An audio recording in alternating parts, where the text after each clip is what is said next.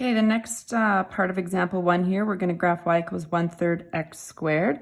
So we're going to plug in y equals 1/3 -2 squared. So that's going to equal 1/3 times 4. So 1/3 times 4, so 1 times 4 is 4. This is a fraction. 3 times 1 is that. So 4/3. 4/3, if we read it as a mixed fraction, is 1 and 1/3. So that's fine. We're going to plot that. Let's plug in -1 squared. So -1 squared is just 1. So 1 times 1/3 is 1/3.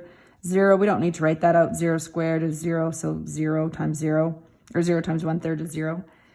1 squared again. 1 times 1/3 is 1/3. And then you're back to your 2. Maybe you want to write that one out again. So 2 squared is 4, so 4 times 1/3 is 4/3 again, or again 1 and 1/3. Okay, so let's plot these points. So -2, you're going to go up to 1 and 1/3 of the way. So not every point's going to always be on the perfect corner of the grid. Then you're going to plot -1 and 1/3. Then you're going to plot 0, 0. 1 and 1/3, symmetrical on this side, 2 and 1 and 1/3. Now, what's happening is this parabola is going to be wider. You can also choose more points or choose maybe a little bit easier numbers to work with. So for example, had I plugged in 3, y equals 1/3 times 3 squared. So 3 squared is 9. 9 times 1/3 is 9 over 3, or 3. So that's a really nice point to plot too. So I'm going to do that. Of course, I know it's going to be symmetrical. If this was a -3, it's still going to be a 9 now down here. So -3 and 3. So what's happening is that number in front, we call numbers in front of variables. So when I say number in front, I mean here we call those coefficients. Okay, in this case, the a value is affecting the width. So what do we notice? Affects the width. So we're going to look at maybe a little bit of what's happening here and see with our counting. So when the a value is 1, we just do our over 1, up 1, over 2, up 2.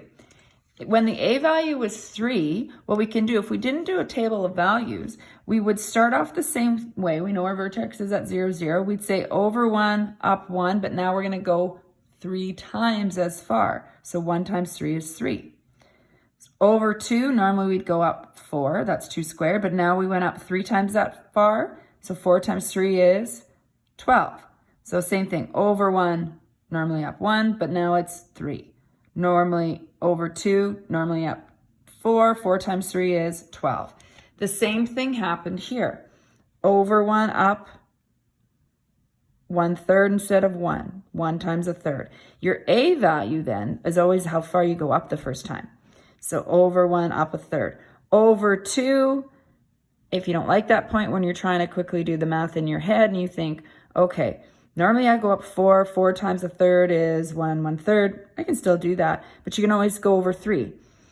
3 squared is 9. 9 times 1/3, or 9 divided by 3 is 3. So you will still do your accounting. However far you go up, you now multiply that by the a value. So that's how you would affect the width.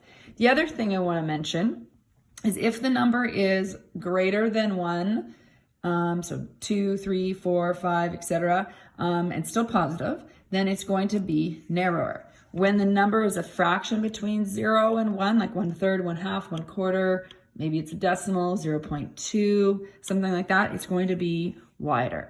Okay, this is just thinking of positive a values. The negative a value is just going to make it go upside down. So if it's a larger number, it's narrower. If it's the fraction, basically, then it is wider. So I'll just write wider up here too.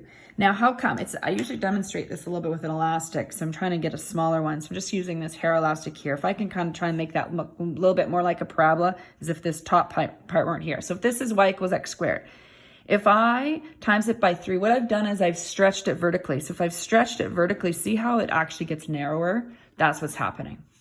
Okay, if I go back to my regular parabola, and it's a little bit tricky to show, but if I was to compress it now, so push it down, it's getting wider. So that's what's happening when it is a fraction like that.